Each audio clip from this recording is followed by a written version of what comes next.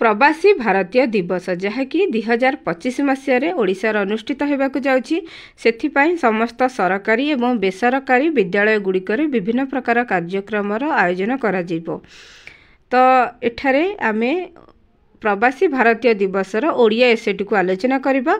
उपक्रम 9 जानुआरी 1915 यह हेउछि सेही दिन जो दिन महात्मा गांधी दक्षिण आफ्रिकार भारत फेरी एही दिन को आमे प्रवासी भारतीय दिवस रूप में पालन करि आसुछु। प्रथम थर पाई 2003 मसीह नुआ दिल्ली ठारे प्रवासी भारतीय दिवस पालन करा जायथिला।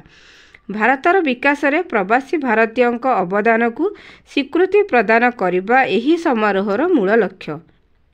महत्व प्रवासी भारतीय दिवसर मूल लक्ष्य हेउछि प्रवासी माननकु एकत्र करिबा। एहा सेमानक पई एक सुजोग।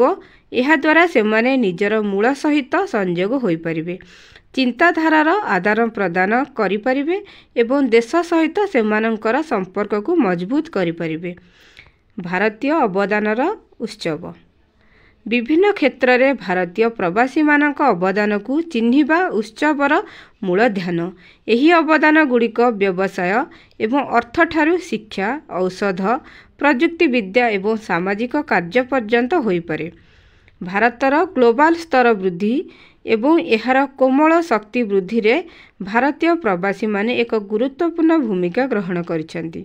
उदाहरण स्वरूप भारतीय प्रवासी विशिष्ट सदस्य सुंदर पिचाई, सत्य नाडेला जहाँकि माइक्रोसॉफ्ट रो सीओ रहिसेंती एवं इंद्र नोई पेप्सिकोर पूर्वतन सीओ आदि निज निज स्थान रे बहुत उच्चतारे पहुँची युवपीढ़ी पई आदर्श पालटिछंती। सरकारी योगदान एवं नीतिगत पदक्षेप प्रवासी भारतीय दिवस भारत सरकार द्वारा संपृक्त हेबा सेमानक समस्यार समाधान एवं सेमानक परामर्श उपरे ध्यान देबा पाई एक गुरुत्वपूर्ण सुजोग भावरे कार्य करिथाय।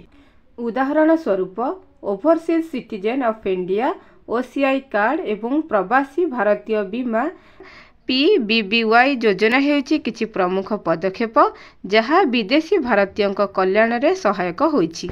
सरकार एही उत्सव को व्यवहार करी नूतन नीति व्यावसायिक सुजोग विषय रे प्रवासी मानकु सूचना देउछंती जहाँ सेमानकु भारत रे पुंजी विनियोग करिबाकू तथा देशर अभिवृद्धि रे सहायक हेबो।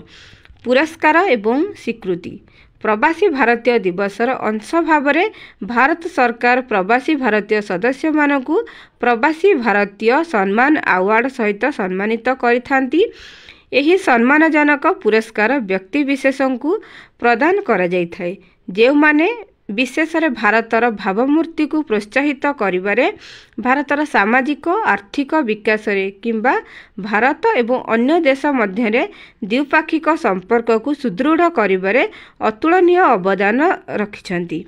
उपसंहार प्रवासी भारतीय दिवस केवल एक उत्सव नुहे, यह समग्र विश्व में भारत एवं एहार नागरिकों मध्य बंधनर प्रतिफलन। यही कार्यक्रम सहयोग को उत्साहित करे, संपर्क को मजबूत करे एवं 21 शताब्दी रे भारतीय भविष्यत गठन रे भारतीय प्रवासी मानकर गुरुत्वपूर्ण गुरुत्व को आलोकित करिथाय। जदि आपन को भिडियोटी भल लगी था तेबे भिडियोटी को लाइक करबा सहित चैनल को सब्सक्राइब करंतु। आम चैनल रे आगरू जीके रो किछि क्वेश्चन गुडी को अपलोड करा जायछि। आगो को इंग्लिश रो एसे मध्ये हम चैनल रे अपलोड करा जिवो। जदि आपन माने एही वीडियो रो पीडीएफ टी को चाहछथि तेबे आपन माने हमर टेलीग्राम ग्रुप रे मध्ये जॉइन हे परिबे। मो टेलीग्राम ग्रुप रो लिंक डिस्क्रिप्शन बॉक्स रे देई देबी। आपन माने सही लिंक रु सही ग्रुप रे जॉइन हे परिबे। Thanks for watching.